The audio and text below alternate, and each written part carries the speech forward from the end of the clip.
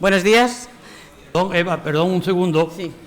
Quiero decir que quien va a presentar al teniente general es Eva Cervera Arteaga, que es directora general del grupo EDEFA, embajadora de la marca Ejército. Y adelanto que ha sido galardonada ex aequo con el premio Ortega Munilla, que se va a entregar mañana, junto con otra Eva, con Eva García, que la estoy viendo desde aquí.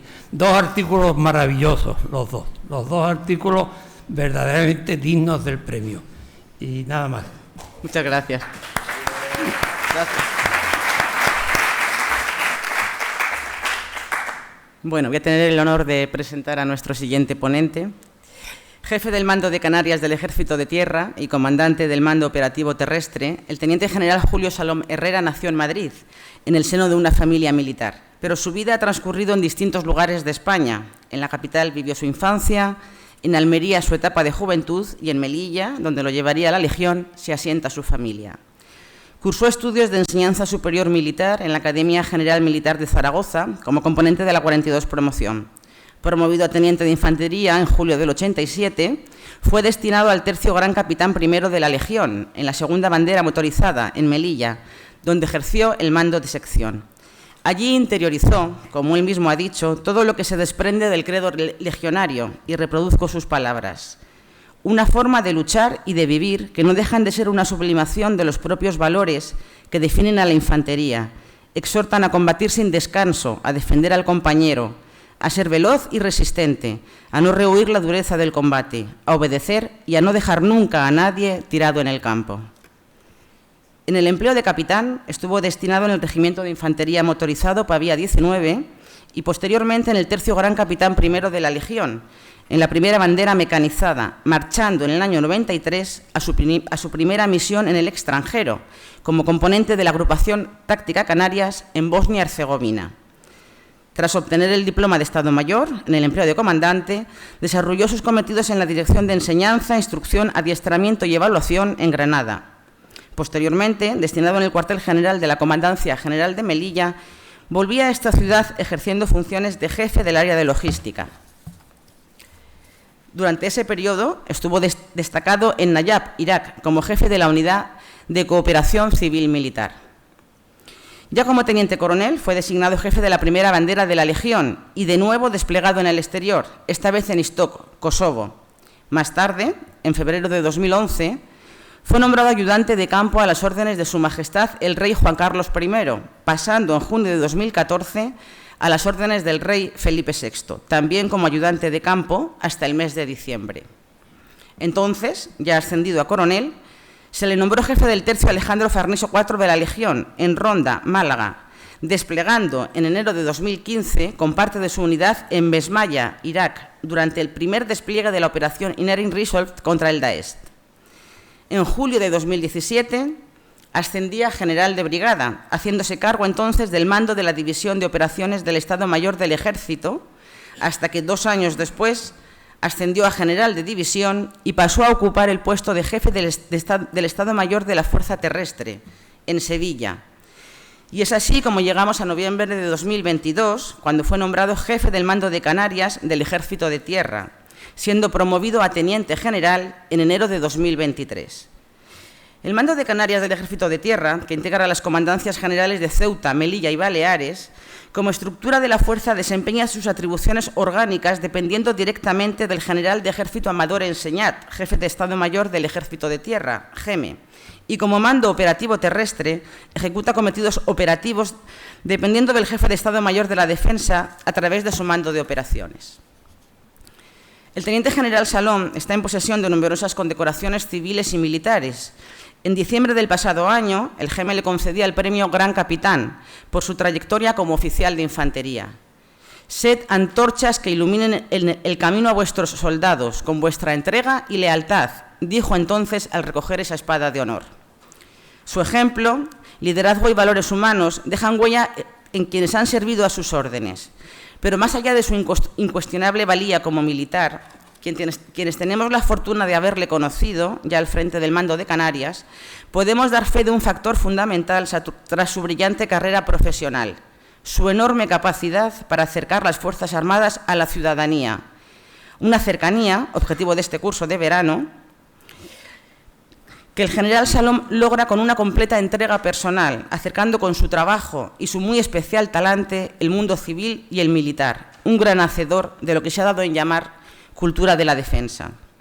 Si bien hoy tenemos la fortuna de tenerlo en Canarias, la vinculación del teniente general Salom con la provincia de Málaga, no podemos dejar de remarcarlo, es muy estrecha. Sus orígenes familiares lo ligan a esta tierra, en concreto a la bella Sabinillas, su patria chica. Está profundamente unido además a esta tierra a través de la Legión, con las cofradías y hermandades, y no solo con la del Cristo de la Buena Muerte de Málaga, también con otras presentes en este curso, Alaulín el Grande, La Palma del Condado de Huelva, Ronda, Archidona, Campillos y Marbella. El teniente general Salom nos hablará a continuación del mando operativo terrestre.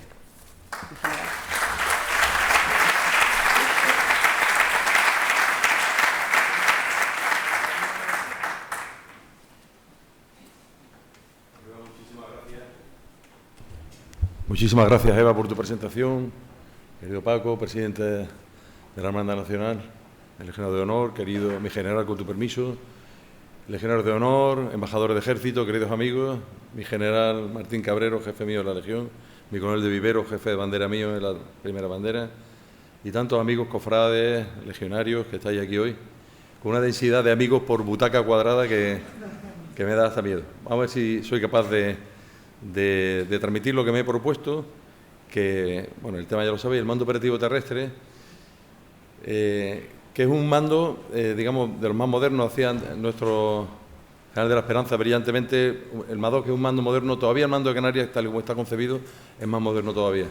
Y eso no es prueba de inexperiencia, al contrario, yo creo que los mandos jóvenes empiezan con mucho impulso y hay que aprovecharlo. Este es el mando que yo heredé hace 1 año y medio, al ser designado como jefe del mando de Canarias, que lleva aparejado el ser comandante del mando operativo terrestre, que es un mando que es mi objetivo hoy explicarlo, porque aquí casi todos sabéis mucho, casi todo lo que voy a decir lo sabéis, pero es bueno también dar este enfoque y engancharlo muy bien a cómo percibe España o percibe el Estado Mayor de la Defensa las posibles amenazas, los posibles retos y cuáles son los planes de contingencia, las medidas que hay que hacer, pues para que en un momento dado estemos preparados. Es un mando que está pensado para dar tranquilidad. Y esta conferencia que voy a dar, intentar hacerla a paso legionario, pues para llegar al final, porque hay unos vídeos que quiero que veáis, cómo llega estas misiones, cómo llegan a un teniente o a un sargento o a un soldado de la compañía de mar que está destacado en Chafarinas ahora mismo haciendo una patrulla. Y es mi objetivo. Por contar una anécdota, y aprovechando aquí Pedro Luis, Mariano de Cavia, que fue director del ABC, pues fue plumilla, empezó desde abajo. Y en una de sus primeras crónicas lo mandaron a ver un asesinato que había habido en Madrid y en el que habían tirado a una persona muerta, escondida, ¿no?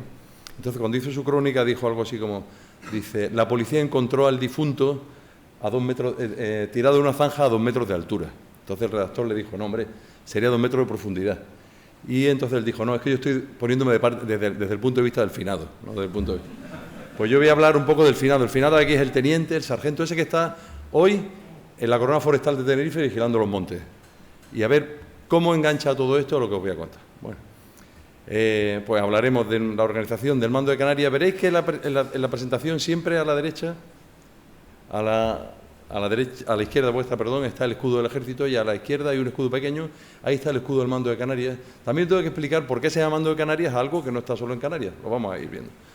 Y luego cambiaremos el escudo del mando operativo terrestre. Como he dicho, un mando de doble gorra, que es mando orgánico de las unidades de Canarias y mando componente del mando operativo terrestre, dependiendo del Estado Mayor de la Defensa. Bueno, hablaremos de los antecedentes, cómo nos organizamos y unos retos y conclusiones. Sobre todo intentando el objetivo del curso, que es acercar a las Fuerzas Armadas a la sociedad, que es lo que queremos hacer hoy. Bueno, el mando de Canarias, como decía también el general de la Esperanza, algo de organización hay que poner aquí y algunas transparencias, como nos dicen otros, sobres hay que poner aquí en la presentación. Estos sobres hablan de las unidades que tenemos subordinadas al mando de Canarias. Un mando de la fuerza, de los cuales sabéis que el ejército tiene 3. La fuerza terrestre, que es la gran unidad del soporte del ejército entero, 40.000 hombres, con una vocación de proyección y de empleo y de organizarse en estructura operativa y salir al exterior.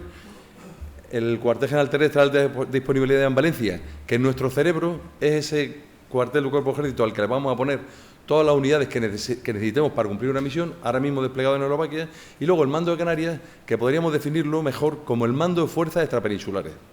Es decir, cuando en la última reorganización del Ejército que llevó el general de la Esperanza aquí, y el GM Varela decía, hay que acercar a la estructura, a la estructura orgánica, a la misión que van a cumplir, se dio cuenta que realmente siempre Ceuta y Melilla y Baleares habían dependido de Sevilla o acordaros, entonces la gente dice, ¿qué hace Ceuta y Melilla dependiendo de Canarias, que está mucho más lejos?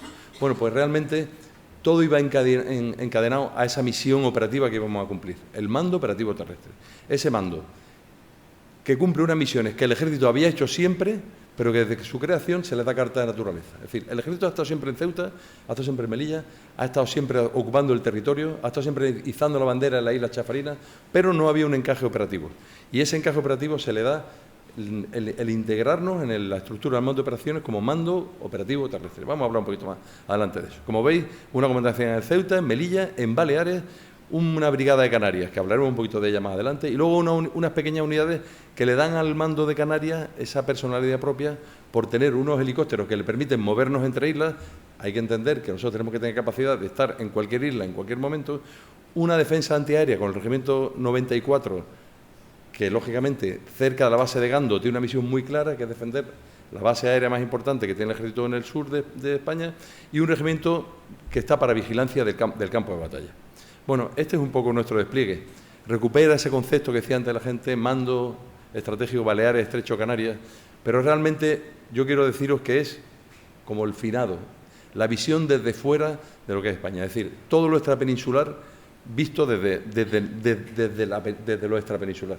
Tenemos mucho la costumbre de ver Ceuta, Melilla, Baleares, Canarias, pues desde la península. Pues yo vengo a hablar aquí de Ceuta, Melilla, Baleares y Canarias, desde la periferia. Y cómo vemos un poco también nosotros nuestro territorio, y acabaremos así, cómo vemos España desde la periferia. Pues yo vengo a hablar de esos 11.000 hombres, me gustaría que fueran más, pero ahora mismo 10.200, 10.300, porque oscila mucho, que están encuadrados, como veis ahí, unos 700 militares en Baleares, en torno a 3.000 en Ceuta, Melilla y en torno a 4.000 en Canarias con todas las unidades. 11.000 hombres que todos los días ejercen una misión permanente. Bueno, lo hemos dicho aquí también, lo ha dicho el general de la Esperanza, el general Agustín Carrera, la preparación es nuestra misión principal. Todo en el Ejército, toda la fuerza está conjurada y comprometida a que todos los días hay que mejorar, prepararse y estar en las mejores condiciones de ser empleados cuando se nos necesite. El GM nuestro, Amador Señas, dice siempre, nuestra misión es ganar la guerra sin pegar un tiro, es decir, que nuestra preparación permanente haga que todo el enemigo o la amenaza posible sea disuadida ante nuestra capacidad de respuesta, preparación, de alerta, etcétera, etcétera. Luego nuestra misión es prepararnos para no hacer nada. Aunque parezca una paradoja, pero es así. El éxito será ese, es decir, que nuestra preparación, el adelantarnos a los acontecimientos, prever las amenazas y los riesgos y reaccionar antes de que lleguen la crisis a ser un conflicto, pues nuestra misión diaria. Bueno, el mando de Canarias, como he dicho, tiene un defecto solamente, que el nombre no responde a la realidad. Y de hecho, cuando voy a Baleares me dicen, ¿por qué se llama mando de Canarias si esto es Baleares? Y crea un poco de desasosiego o de malentendimiento el pensar que desde Canarias se gobierna otra comunidad autónoma que era Baleares. No es así. El problema es que la Capitanía General de Canarias o Mando de Canarias tiene una tradición de 450 años. Y cuesta mucho también a veces quitar, como pasa en Sevilla, la gente de Sevilla no le dice futer, le dice Capitanía. Pues algo parecido pasa ahí. Es decir, el nombre ha pesado mucho y la tradición ha pesado mucho, pero no responde realmente a los cometidos. Pero realmente todo lo que estamos hablando, todas esas unidades subordinadas, esas comandancias generales con mucha personalidad, la Brigada de Canarias y las pequeñas unidades, están unidas en todo lo demás menos en el nombre. Están unidas porque la preparación es nuestro norte y guía. Estamos todo el día intentando ver de qué manera mejor, con la ayuda del MADOC, con la ayuda de las nuevas tendencias, estar lo más preparados posible. Tenemos toda una gran dependencia de los medios de transporte. Aquí os he puesto el buque Isabel, el buque de transporte que tiene el Ejército para permitirnos a nosotros poder salir a la península, a instruirnos, a prepararnos. Dependemos totalmente del transporte marítimo y del transporte aéreo. Nuestro despliegue es único, siempre en la periferia y siempre, digamos, dependiendo del apoyo logístico que nos viene de la península. Nuestra misión general siempre mirar al sur, prever las amenazas, estar dispuestos a reaccionar. Somos todos extrapeninsulares, la logística con unas particularidades muy propias de aislamiento, de tardanza en piezas de repuesto, de corrosión de los materiales por el ambiente salino, es decir, los mismos problemas logísticos y un mando y control único que hemos conseguido ya tener, que nos permite que desde el cuartel general del Mando de Canarias podamos hablar con una patrulla que está en la isla del Hierro en un momento dado haciendo un reconocimiento. Bueno, entonces el Mando de Canarias, como digo, unidos por la misión, unidos por el concepto logístico, unidos por el mando y control y unidos por la visión, y solamente nos falta tener un nombre que podría ser Fuerzas Extrapeninsulares o algo así, que yo creo que tampoco, que no tiene mayor trascendencia. ¿Y cómo hemos llegado hasta aquí? ¿Cómo hemos llegado de esa capitanía de 450 años, Plaza Weyler, Santa Cruz de Tenerife?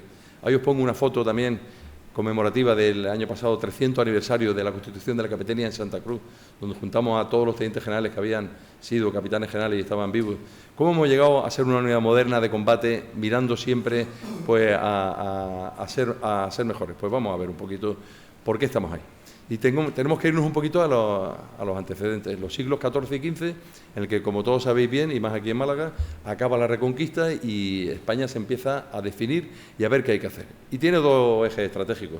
Uno es seguir hacia África, hacia el sur, y conseguir una especie de glacis defensivo que permita o impida pues que tengamos de nuevo contraataques o asaltos de piratas berberiscos, como hubo en la historia. Nada más que hay que pasearse por la costa de Málaga y ver las torres vigía que están puestas, y no estaban puestas por casualidad. Están puestas para avisar que venían los piratas, los berberiscos, los que fueran desde la costa de Túnez, o de la costa de Argelia, o de la costa de Marruecos, venían a asaltar nuestras ciudades. Pero se descubre América. Y se descubre América, entre otras cosas, porque hay una plataforma intermedia, que son las Canarias, que es el puente entre la península, África y América. Y gracias a esa base operativa que son las Canarias, nuestras flotas pueden salir desde Sevilla, llegar allí, abastecerse, reacondicionarse, arreglar los aparejos y dar el salto, como todos sabemos bien, hacia el Nuevo Mundo. Entonces, los Reyes Católicos deciden, vamos a por lo grande, pero hay que defenderse pues, de lo más pequeño. ¿Y qué es lo que se hace? Pues se hace una ocupación de pequeños territorios, enclaves en el norte de África, normalmente en zonas que servían de radas o de asentamientos para barcos, y que cuando veían salir a la escuadra escoltando a los convoyes, pues iban a Almería, iban a Málaga, a Adra o a donde fuera, asaltaban, robaban, se llevaban esclavos y hasta los grucas, ¿no? Pues esa fue un poco la razón por la que España dice, voy a echar todo el órdago en América, pero yo no puedo abandonar ese norte de África de donde vienen todas las amenazas. Primer tratado internacional que hace España con Portugal no es Tordesillas, el tratado de Alcázar-Alquivir, en el que veis ahí una línea roja vertical, más o menos donde está la bahía de Lucema, en la que España y Portugal se reparten la zona que va a ocupar cada uno. Y España va a ocupar todos los enclaves que hay, de ahí al este hasta Túnez, incluso Libia, y Portugal se queda con los enclaves desde esa raya roja hacia el oeste. Lo que pasa es que luego, como todos sabéis, España se unifica y muchos de los enclaves de, por ejemplo, Ceuta, pasa a la corona española. Ese fue un poco el origen de por qué nosotros estamos presentes en el norte de África, en zonas que decimos de soberanía porque siempre han sido España. Bueno, pero siempre con una preocupación. Nos fuimos a América y ahí tenemos a la reina regente Isabel de Portugal, esposa de Carlos I, que se queda de regente siempre que Carlos I se está yendo a Alemania a hacer sus campañas, a coronarse emperador, a someter a los Países Bajos, y ella siempre le está diciendo, a vos, mi emperador, suplico, que no se olvide usted que por ahí abajo es por donde nos viene la amenaza. Le dice algo así con mucho respeto, porque claro, entonces las mujeres hablamos con mucho respeto a los maridos, ¿no? Le dice, suplico por amor de nuestro Señor que entre las grandes cosas que tienen entre manos no tenga por esta la menor, que solo el comercio de la mar se perderá desde el estrecho en adelante sin poderse remediar por el magnífico peligro, el manifiesto peligro que tienen tanto los lugares de África, y no están exentos ni Granada, ni Valencia, ni la isla, ni Andalucía. Esa carta la manda en 1529 y en 1530 Carlos I es coronado emperador. Quiere decir que está la cosa tan caliente, y sabéis que hay un debate en España de los que eran los comuneros, los que decían el rey tiene que estar aquí y gobernar España y no dedicarse a la política europea. Bueno, pues esta es una constante. Yo ahora también, muchas veces en nuestras reuniones, ahí al jefe le digo a mi general que sí, que Ucrania, que el este es muy importante, pero hay que mirar al sur, porque en el sur tenemos pues una serie de zonas de riesgo importantes. ¿Por qué? Pues porque si vemos ahí en el mapa que tiene usted a la izquierda, verán que esas rutas caravaneras que venían desde el Golfo de Guinea y que iban por Tombuctú, por Gao, por lugares que hemos pisado nosotros estando en Mali y que van después a la costa del norte de Marruecos y de Argelia y de Túnez, esas rutas que es la que iba el marfil, la madera, los esclavos, Hoy en día son las mismas rutas que utilizan las mafias de tráfico de inmigrantes. Es decir, aquellos esclavos que se llevaban con la soga al cuello en el siglo XV, XVI, XVII, hoy en día no son llevados con soga al cuello, pero son llevados en una guerra de conocimiento en el que se les invita a ir a un paraíso que es Europa.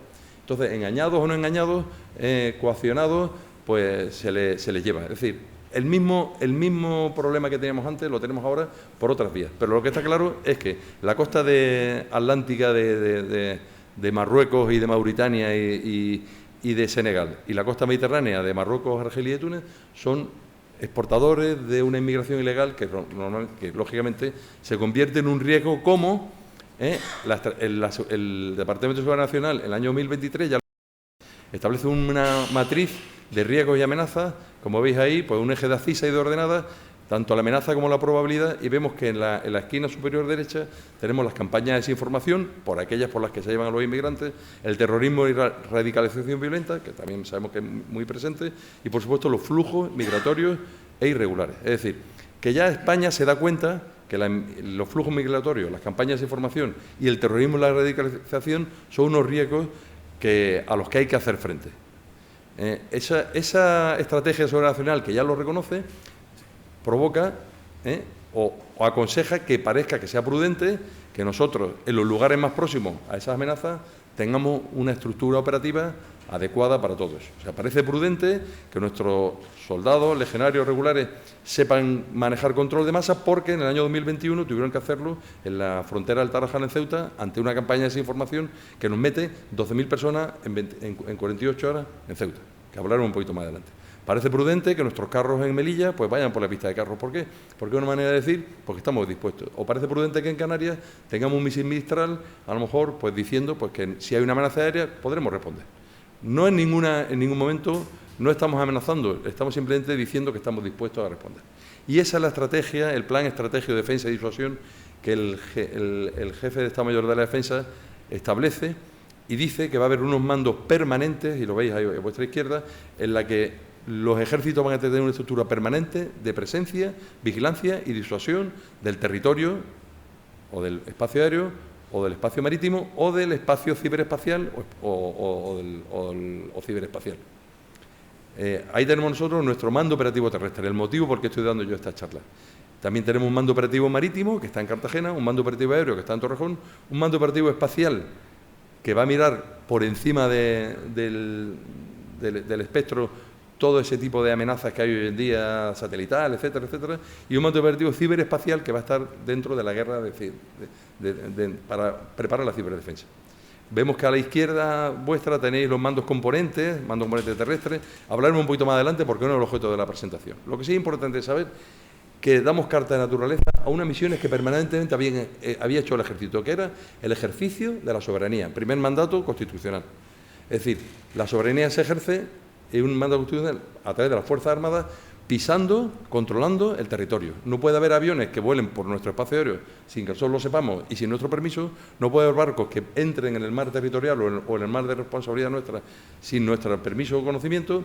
Y no puede haber gente que amenace nuestro territorio sin que nosotros lo podamos prever. Estos son los mandos permanentes con una misión muy clara: presencia, vigilancia y disuasión. Y yo diré una añadida que veremos ahora que se llama conocimiento del entorno. ¿Y qué es conocimiento del entorno? Pues saber lo que estamos pisando. Nuestro mando operativo terrestre está constituido en una serie de mandos operativos delegados, que son el mando operativo de Canarias, territorio de Canarias, el mando operativo de Baleares, territorio insular de Baleares, el mando operativo de Melilla, Comandancia General de Melilla, el mando operativo de Ceuta, Ciudad Autónoma de Ceuta, y el destacamento de Alborán, que hablaremos un poquito más adelante de él. Es decir, todo lo extrapeninsular está bajo nuestro control y con la misión de ejercer la presencia, permanente o no permanente, ejercer la vigilancia del territorio y ejercer la disuasión, para que ninguna amenaza considere probable que tenga éxito si intentan hacer cualquier cosa. Y por último, nuestra misión principal también, conocer el entorno, poder estar alerta y poder saber qué es lo que nos puede venir. En un entorno de zona gris, que es esa que no hay conflicto, porque no lo hay, pero que, digamos, hay actores que han abandonado pues una actitud general de buena voluntad. Se puede decir, cuando unas mafias de transitan con inmigrantes y nos meten a lo mejor diariamente, como estamos teniendo, 200 o 300 inmigrantes en la isla del Hierro, lógicamente hay actores que han abandonado el concepto de buena voluntad entre las partes. Pueden ser estados que miran para otra parte, pueden ser fuerzas policiales que son sobornadas, o puede ser simplemente, como hemos dicho, la campaña de desinformación manejadas a lo mejor a un nivel que no sabemos de dónde pueden venir, pero que hace que la gente crea que venir a Europa, entrando por Canarias, Ceuta, Melilla, es la forma más fácil pues, de llegar a la felicidad. Bueno, como hemos dicho, nuestras misiones son presencia, permanente o no permanente. ¿Permanente dónde? En los lugares de mayor riesgo. ¿Cuáles son?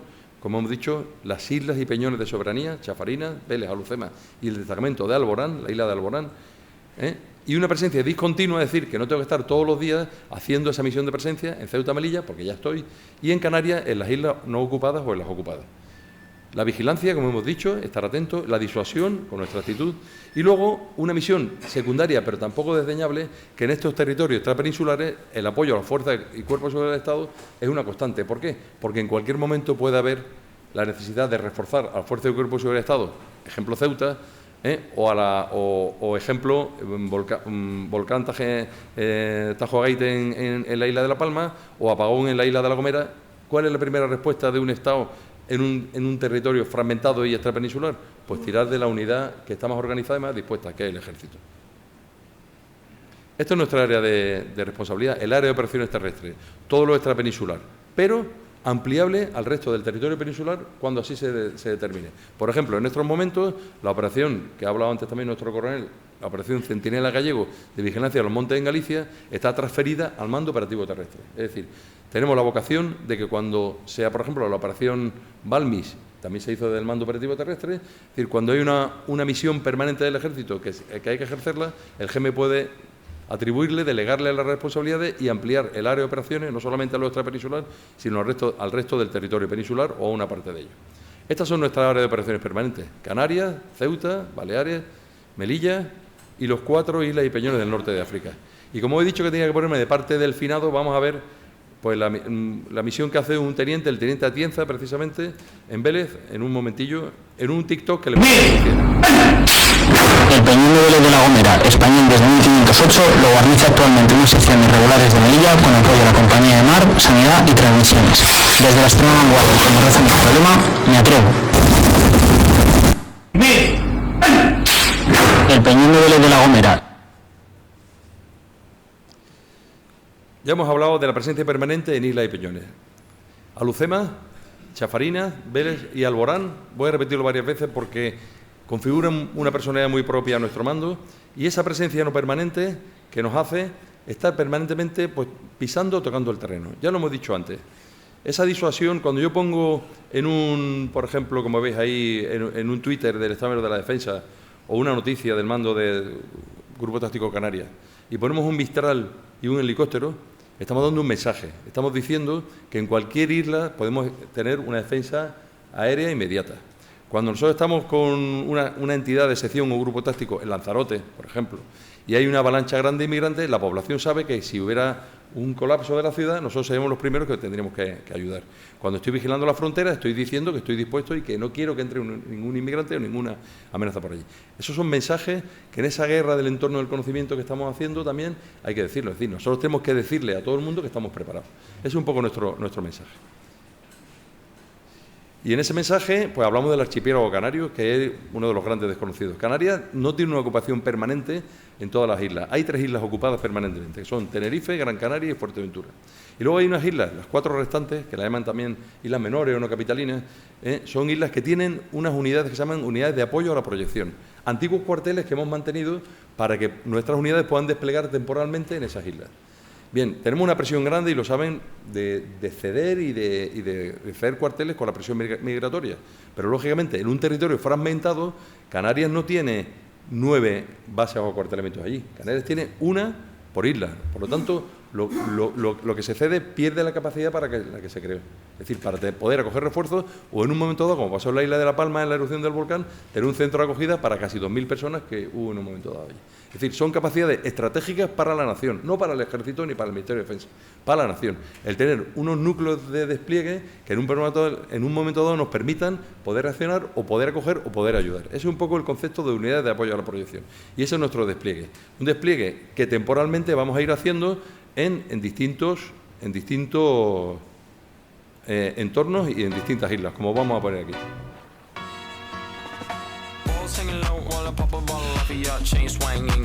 Soy el teniente de infantería Fernando Rojas Albarrán, destinado en el Regimiento de Infantería Soria número 9. El despliegue del Grupo Táctico Canarias en las 8 islas garantiza seguridad y protección de todo el archipiélago canario. Colaboramos estrechamente con autoridades locales y las fuerzas y cuerpos de seguridad del Estado, mostrando nuestro compromiso con la defensa y el bienestar de la población canaria, transmitiendo confianza al ciudadano en cada rincón de sus islas. Las Fuerzas Armadas están siempre presentes, velando por la tranquilidad y seguridad de todos los ciudadanos canarios y de todos los españoles. Efectivamente, ¿qué estamos demostrando aquí? O sea, que tenemos la...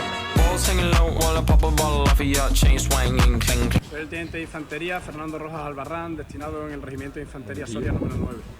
El despliegue del Grupo Táctico Canarias en las 8 islas garantiza seguridad y protección de todo el archipiélago canario. Colaboramos estrechamente con autoridades locales y las fuerzas y cuerpos de seguridad del Estado, mostrando nuestro compromiso con la defensa y el bienestar de la población canaria, transmitiendo confianza al ciudadano en cada rincón de sus islas. Las Fuerzas Armadas están siempre presentes, velando por la tranquilidad. Otra misión importante que hemos dicho antes era el conocimiento del entorno. El conocimiento del entorno implica que sepamos el terreno que pisamos.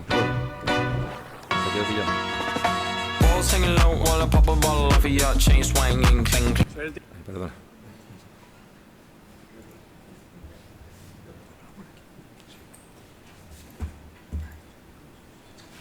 Conocimiento del entorno implica tener una buena conciencia situacional, saber qué pasa en nuestro entorno. Bueno, pues este ejemplo que veis ahí de la isla de Tenerife es un ejemplo de ficha o base de datos que tenemos en todo nuestro territorio. Es decir, en todo momento el militar tiene que saber el terreno que pisa y lo que tiene. Infraestructuras críticas, estaciones de servicio, infraestructura de transporte, todo lo que en un momento dado hay que defender, hay que proteger o hay que utilizar en caso de necesidad de la defensa. Eso es lo que hacemos nosotros en esa patrulla, en ese permanente conocimiento o movimiento en el que hacemos de interactuar con la población civil, con las autoridades civiles, generar confianza, generar tranquilidad y saber también qué tenemos en nuestro territorio que en un momento dado tengamos que apoyar, tengamos que defender, etcétera, etcétera. El despliegue del Grupo Táctico Canarias en las 8 islas Canarias lleva la presencia militar a todo el archipiélago, especialmente en aquellas islas donde no existe una presencia militar permanente, favoreciendo el contacto con el ciudadano, de manera que sientan nuestra cercanía y espíritu de servicio a la población en todo momento. Además de fomentar la colaboración con las autoridades locales y mantener buenas relaciones con las fuerzas y cuerpos de seguridad del Estado, se realizan patrullas de reconocimiento y movimientos a pie por las zonas más aisladas de las islas, que permiten obtener un mayor conocimiento del entorno. Con todo ello, es nuestra intención que se sepa que nos encontramos permanentemente al servicio de los canarios y de todos los españoles. Servicio, sacrificio y valor.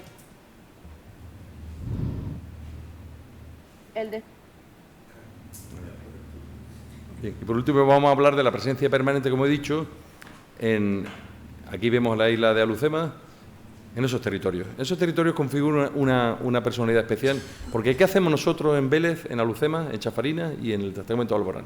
Pues hacemos nada más que ejercer la soberanía en un territorio que es nuestro desde 1508 en el caso de Vélez, desde 1673 en el caso de Alucema o de 1848 en el caso de Chafarinas. Es decir, territorios que siempre han sido nuestros y que como han sido nuestros ejercemos la soberanía estando allí.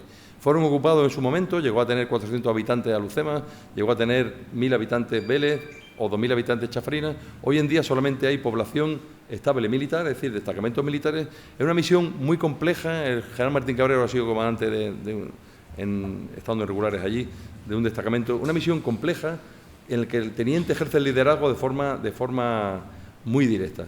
Y vemos abajo el destacamento de Alborán. Y veis ahí otro emblema que es la Armada. ¿Por qué? Porque Alborán, siendo un mando, siendo un destacamento que gobernece la Armada, depende operativamente de nosotros como defensa del territorio. Por eso decía que Alborán tiene un caso particular y especial. Para mantener las islas y peñones, sobre todo, no vale el mando de Canarias, tiene que estar todo el ejército. Todo el ejército porque necesita el apoyo de los Chinook, del batallón de helicópteros del batallón de helicópteros de transporte de las FAMES. Necesitamos las patrullas de la Armada que vienen a evacuar a los inmigrantes cuando se nos meten. Necesitamos un abastecimiento hecho por patrulleras y por patrullas marítimas. Necesitamos nuestro sostenimiento semanal con Super Puma y Cougar. Y luego también quería poner aquí en valor los otros usos que tienen las islas y peñones.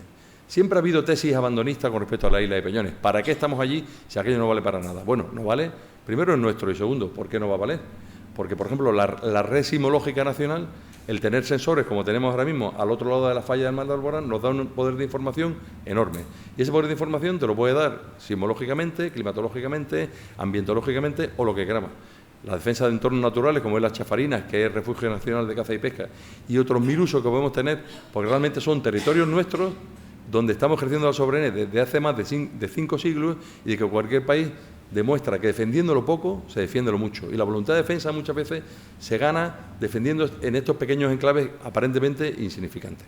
Bueno, el comandante militar de la isla de Chafarinas, Alucemas o Vélez o el destacamento de Alborán ejerce un liderazgo tan directo y tan complejo que desde luego merecía que yo le dedicara 2 minutos a su participación.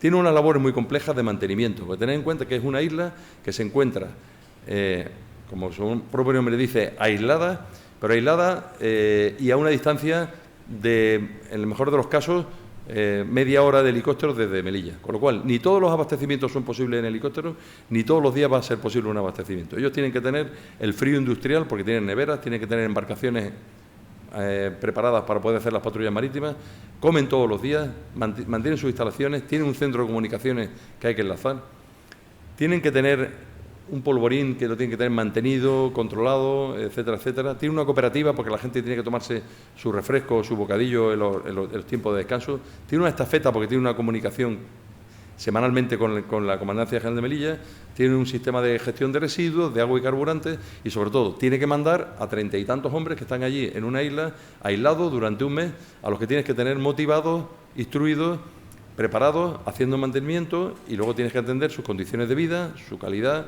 de vida, su atención sanitaria y, a veces, personal civil que está haciendo tareas allí que tienes que tener. Es decir, tienes un esfuerzo tan grande de mantenimiento que bien merece que veamos este vídeo, que es un poquito más largo. Y estos 4 vídeos que os he puesto son vídeos hechos por los tenientes, que les pedí hace poco que lo hicieran ellos durante su isla. O sea, son vídeos totalmente sobre el terreno.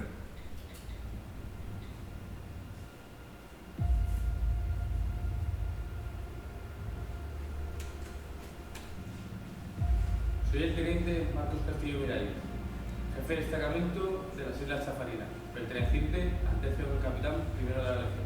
Las Islas Chafarinas son un archipiélago de soberanía española a 4 kilómetros de la costa marroquí. Está formado por 3 islas, la isla de Congreso, la isla de Rey y la isla de Isabel II, sobre la que actualmente nos encontramos. Mi cometido como jefe de destacamento es coordinar todos los elementos para que la misión se cumpla de manera eficaz, manteniendo la moral alta y los valores legionarios. Como jefe de destacamento cuento con la primera compañía de legión para las tareas de seguridad y vigilancia del archipiélago. La misión es mantener la soberanía española y reaccionar ante cualquier incidente. Nos encontramos a 4 kilómetros de la costa de Cabo de Agua. La soberanía española sobre las aguas son los 500 metros que rodean las 3. Los grupos electrógenos dan el sustento energético a la isla. Además, realizamos labores de vida y funcionamiento de la isla. El mantenimiento del armamento y el material es una prioridad para mantener las capacidades operativas. Contamos con capacidad CRC del destacamento para hacer frente a distintas amenazas. Para el cumplimiento de la misión, contamos con una embarcación y una tripulación de la Compañía de Mar.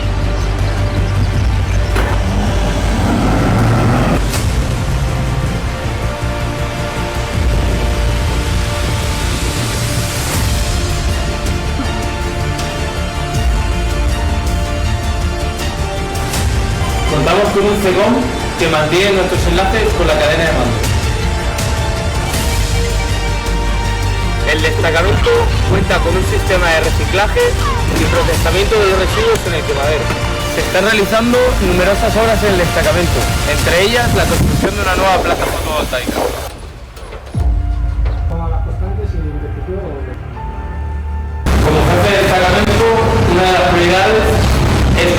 la comida está bien, cantidad y calidad. Como jefes de destacamento estamos totalmente involucrados en la educación física, pues es uno de los pilares fundamentales para mantener las capacidades operativas.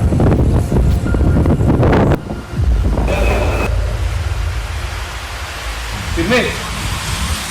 ¡Ay!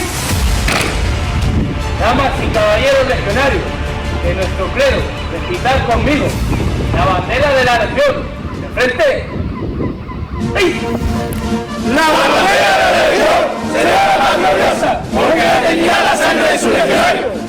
Soy valiente, leal legionario, soy soldado de brava legión.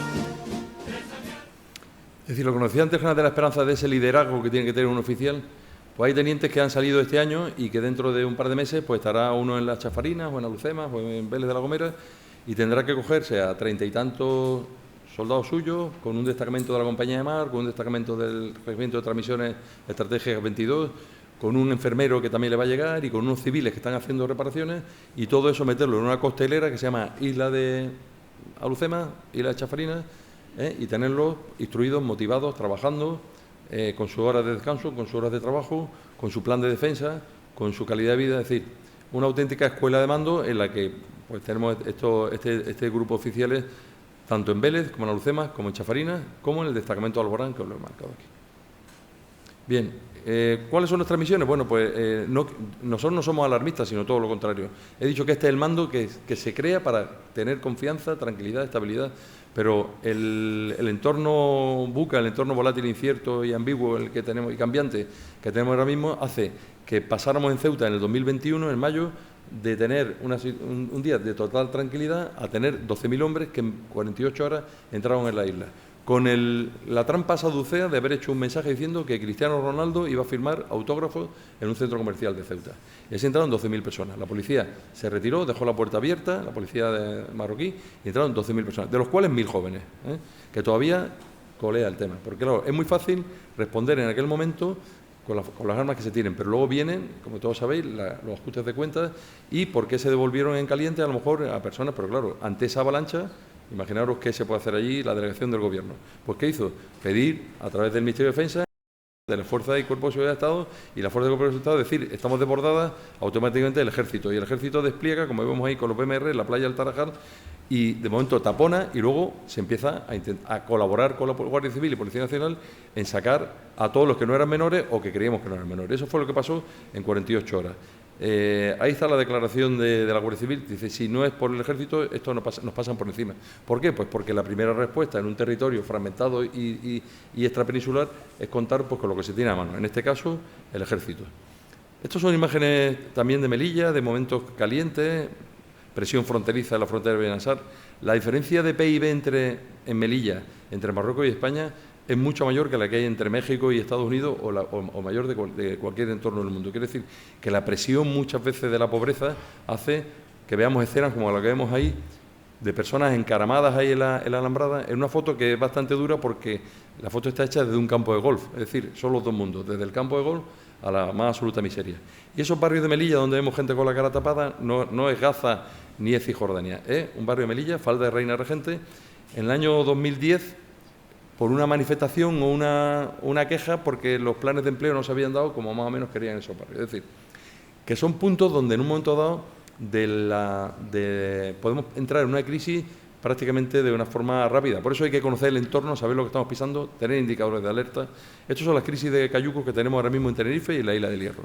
Estamos ahora mismo en porcentaje de casi 4 veces más el año 2024 comparado con el 2023. Y, lógicamente, es un drama humano que se gestiona por lo mejor que se puede y, como todos sabéis, está ahora mismo al cabo de la calle el debate de que toda España tiene que asumir el esfuerzo que en Canarias se está haciendo ahora mismo con los menores, que es un esfuerzo muy serio, porque un mayor de edad tú lo puedes dar una orden de expulsión, dejarlo en la península y llegará donde tenga que llegar. Pero hoy por ley al menor hay que acogerlo, hay que formarlo y hay que tenerlos que tengan 18 años. Y muchas de lo difícil siquiera es saber hasta la edad que tienen, porque el análisis forense pues no es tan fácil como parece. Pues nosotros lo único que podemos hacer de momento es mirar y ver dónde podemos tener un problema. Y cuando vemos que la isla de Lanzarote se está llenando, pues nosotros reforzamos la unidad de apoyo a la proyección con un despliegue no permanente para estar allí. ¿Por qué? Porque puede hacer falta. En la isla del Hierro, lo mismo. Es decir, lo único que podemos hacer nosotros es orientar nuestro despliegue a las zonas donde posiblemente podamos tener algún tipo de amenaza.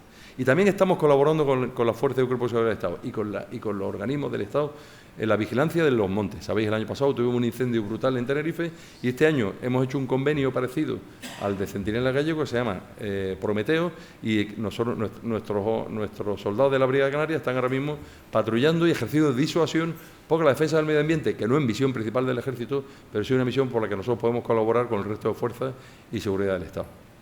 Importante presencia, como hemos dicho, que tenemos en todas las islas, como ya hemos comentado, esas unidades de apoyo a la proyección que nos permiten llegar y desplegar y vivir sin necesidad de incautar ni de expropiar ni ningún instituto, ni ningún gimnasio, ni de ocupar el campo, hacerlo así. Y esto es un poco, pues, una semana de trabajo, como veis ahí, pues un mes de trabajo del mando operativo terrestre, que es ir viendo qué ha pasado en nuestro entorno e ir previendo dónde pueden venir algún tipo de amenaza. 25 embarcaciones, 320 inmigrantes, es decir, ir haciendo un seguimiento, conocimiento del entorno, conciencia situacional, saber qué está pasando en nuestro entorno próximo, qué pasa en el norte, en el Sahel, qué está pasando en África, por dónde pueden venirnos las siguientes amenazas, dónde están ahora mismo las bolsas de inmigrantes. Todo eso, en contacto con la Guardia Civil y con los mecanismos de Frontex, nos permiten ir previendo que cuando se cierra a lo mejor en Italia la ruta de inmigración, milagrosamente aparecen por Senegal. Cuando se cierra Marruecos y Mauritania, aparecen por Argelia.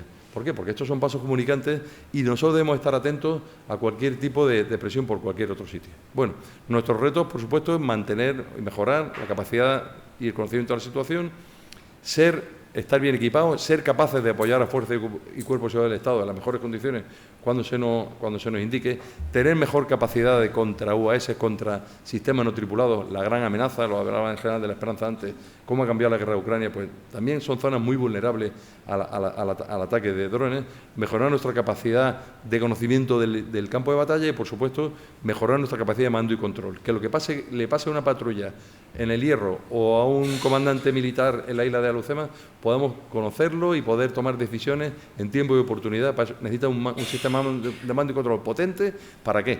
Pues para en un momento dado, cuando nosotros, que somos un corredor de fondo, que va a estar siempre dando vuelta a la pista a 400 metros, cuando llegue un combate de alta intensidad, le podamos entregar el testigo al mando componente terrestre, que es Valencia, y que ellos puedan llevar a cabo una misión de alta intensidad con la fuerza terrestre que está para eso. Es decir, nosotros somos el corredor de fondo que va a estar siempre corriendo, pero que cuando llegue el momento tenemos que dar el testigo porque otros vendrán con más potencia, con más capacidad y con toda la potencia de la patria, pues para lo que haga falta.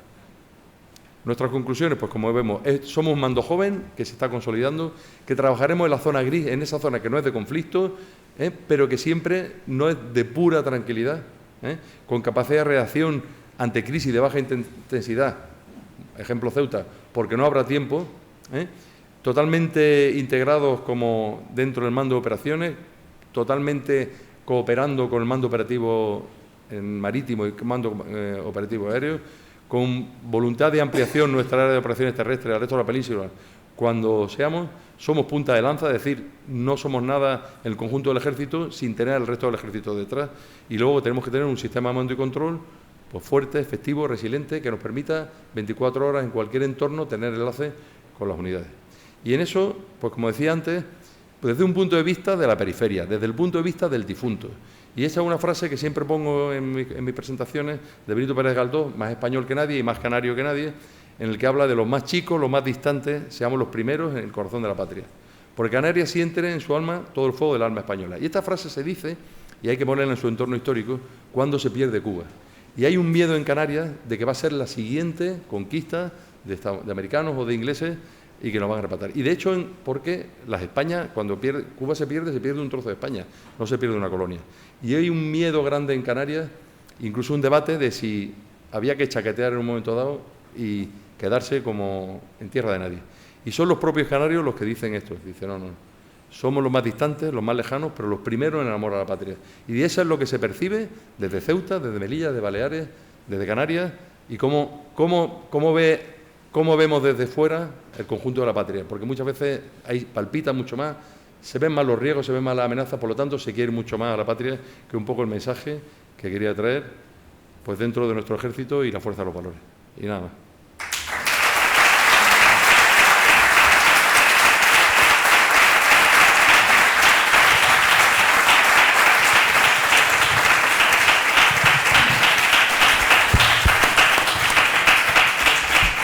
Sí, turno de preguntas.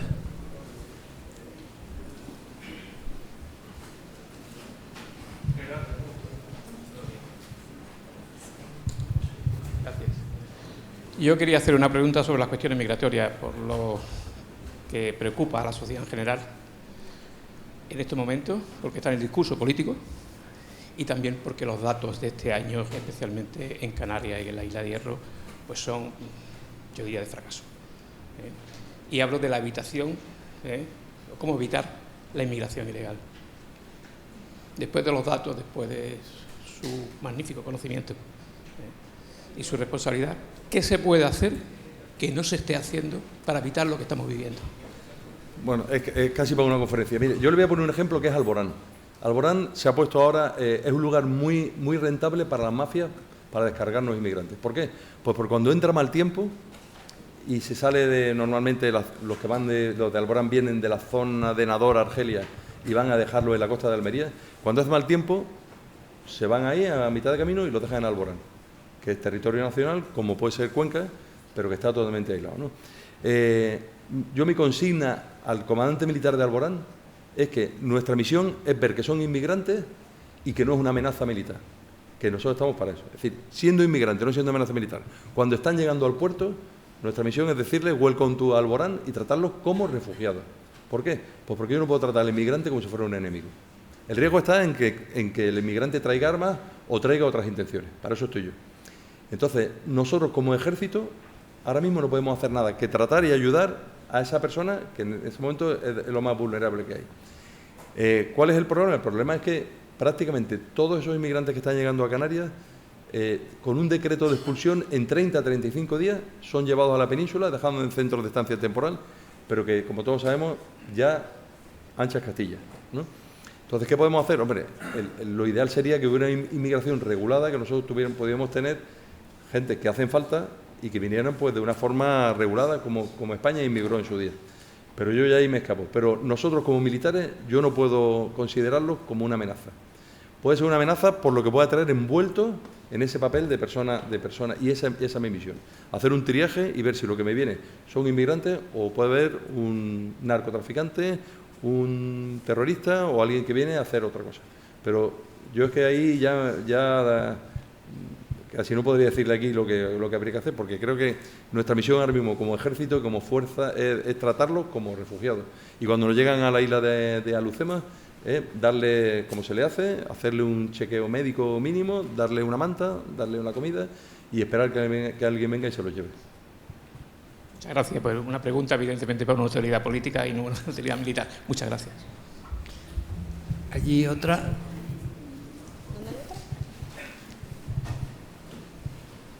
En primer lugar, agradecerle la buena intervención que ha tenido, jefe. Gracias, una preguntilla. Todos hemos visto en los vídeos que suelen circular por los WhatsApp que hay como un barco, digamos un barco donde descarga en lo que llamamos las pateras. ¿El ejército español tiene capacidad para evitar que esos barcos lleguen a nuestra costa? No digámosle las pateras, sino los que sí. los buques. Bueno, el almirante Rodríguez Garaz hizo un artículo, el que había una especie de barcos nodriza que se ponían casi a un día de navegación y los soltaba. Eso yo creo que puede ser incluso desinformación. No sabemos, bueno, desde luego, lo que nos llega a nosotros a Baleares y a Canarias está llegando de costa a costa. O sea, no tenemos conocimiento de que haya un barco nodriza en alta mar, porque eso sería muy fácil de interceptar y ahí sí podría actuar la Armada y coger el barco y llevarlo al puerto más cercano. Pero por lo que nosotros sabemos, eso es desinformación. Y eso de que hay un barco ahí en el sur del Hierro y que va soltando inmigrantes, creemos que no es cierto. Lo que sí es verdad, por nuestra es que el estado en el que llegan al Hierro y a Lanzarote es bastante bueno. Estado anímico y psicofísico, es decir, que no es el de haber estado 3 o 4 días en alta mar, pero yo creo que esos barcos nodriza pueden ser, es que hay mucha desinformación y hay fotos de hace 3 o 4 años, nos siguen poniendo. Nosotros no tenemos esa información y sí es verdad que la Guardia Civil alerta porque saben muchas veces, porque ellos tienen información satelital y de información de la policía que está en Mauritania, está en Senegal, dice, hoy salen 4 pateras y han visto salir 4 pateras. 4 pateras que llegan a la noche siguiente al Hierro. Hoy en día hay sistemas de navegación muy buenos que permiten que ese cayuco que parece costroso va a llegar perfectamente a la isla del Hierro poniendo un rumbo norte y tal. Yo creo que eso, Salvador, hay también desinformación y campañas de intoxicación. Nosotros para la Armada sería muy fácil interceptar un barco de eso y no hemos sido capaces. Muchas gracias, mi general. La verdad que es un lujo tenerte aquí en Málaga. Es un lujo para nosotros como somos de la familia legionaria. Nuestra agrupación tiene en su estructura un consejo, tú lo sabes porque está reglamentado. Hay todo el que ha sido general de la Legión, cuando cesa, mientras está en el mando de la Legión no queremos que tenga esas implicaciones, pero cuando cesa le ofrecemos, y si él lo acepta, pasa a ser miembro de ese consejo, que hasta ahora todos los generales que han mandado a la Legión y viven lo han aceptado. Y después tenemos una permanente de ese consejo, en donde está, por ejemplo, aquí el general Martín Cabrero forma parte, que se viene y participa con nosotros en las reuniones, da sus opiniones de los temas que tratamos y nos asesora y nos ayuda a las conclusiones. Pero los que no han sido generales de la Legión, pero han permanecido en la Legión, como es el caso del general, tenemos aquí dos casos, el general Julio Salón y el general Antonio Ruiz Benítez. El general Antonio Ruiz Benítez fue ya se le entregó en su día y se fue nombrado consejero electo, pero tienen que tener esas condiciones de que han estado tanto tiempo como ellos en la Legión, aunque no hayan mandado a la Legión de general. Y en el caso del general Julio Salón también, y yo, con permiso de todos y con permiso tuyo en general, aprovechamos también esta ocasión de tenerte aquí con nosotros y te vamos a hacer entrega del título que tengo aquí para ti.